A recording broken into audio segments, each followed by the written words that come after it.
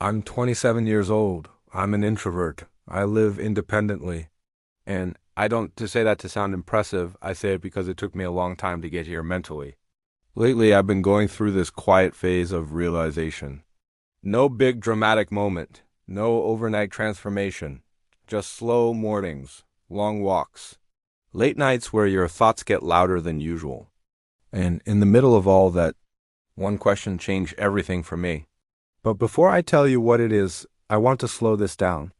I don't want this to feel like another motivational video you half listen to while scrolling. I want this to feel like a real conversation, just you and me. Because I'm not just sharing a question that changed my life, I'm about to ask you the same question. And I want you to really sit with it. Here it is. Why not you? I know, that question hits differently when you don't rush past it. At first, it almost feels uncomfortable. Like it's pointing a finger directly at you. Maybe you've heard it before. Maybe you've even rolled your eyes at it. But this time, don't answer it yet. Just let it sit there. Because if you're anything like me, there have been countless moments in your life where you looked around and thought, that could never be me.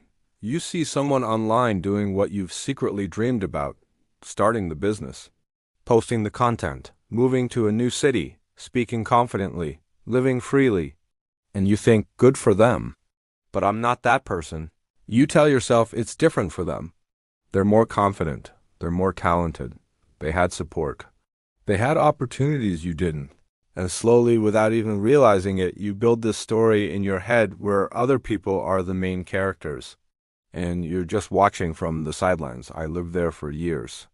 I mastered the art of convincing myself that my life was supposed to be smaller. So let me ask again, why not you? What makes you so sure that you're the exception? I already know the answers you give yourself because I gave myself the same ones. I'm not ready yet. I need more experience. I'm not confident enough. I don't know the right people. I'll do it when things settle down. The reasons never end. And here's the scary part. You get really good at believing them. You repeat them so often that they stop sounding like excuses and start sounding like facts. But here's something I wish someone had told me sooner. No one ever feels ready. Not the people you admire. Not the ones who look confident and put together. They didn't start because they were fearless. They started because they were tired of letting fear make their decisions. Confidence didn't come before they began, it came because they began. That was a huge shift for me. I always thought confidence was something you had to earn before taking action. Turns out, action is what creates confidence. You don't wake up one day magically ready. You don't suddenly feel qualified. You take one shaky step, then another. And slowly, almost quietly, you become someone braver than you were before. I know how uncomfortable that sounds, especially if you're an introvert. We like certainty. We like preparation. We like feeling safe. But let me ask you something honestly. How long have you been waiting? And while you've been waiting, how much time has already passed? That question hit me hard. Because waiting feels harmless. It feels responsible. But waiting has a cost. The cost is time. The cost is regret. The cost is watching your life stay the same while your dreams quietly fade into what-ifs. And let's talk about fear because that's really what this is about. Fear of failing. Fear of embarrassing yourself. Fear of realizing you're not as good as you hoped. I won't lie, failure hurts. But here's what I've learned at 27. Failure is temporary. Regret lasts much longer. Every person you admire has failed. Probably more times than you think. They just didn't let failure convince them to stop. Failure teaches you what works. What doesn't? Who you are under pressure. It is not proof that you not capable. It is proof that you retrying. What scared me more than failing was the idea of looking back one day and realizing I never gave myself a chance. And then there's another fear we don't talk about enough. Judgment. What will people think? What if they laugh? What if they don't take me seriously? Here's the truth that set me free. Most people are too busy worrying about their own lives to obsess over yours. And the ones who do judge, they're rarely the ones doing anything brave. They're spectators. So why let spectators control your life? Why give their opinions more weight than your own dreams? Another lie I told myself for years was that I was waiting for the right time. When work calms down, when I save more money, when life feels stable.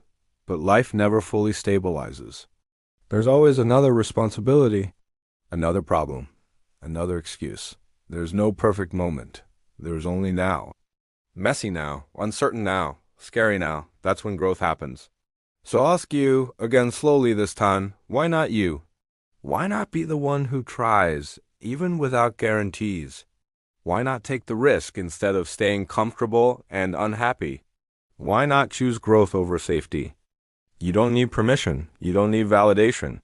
You don't need to have it all figured out. You already have something valuable, your perspective, your voice, your story. No one else can offer that the way you can.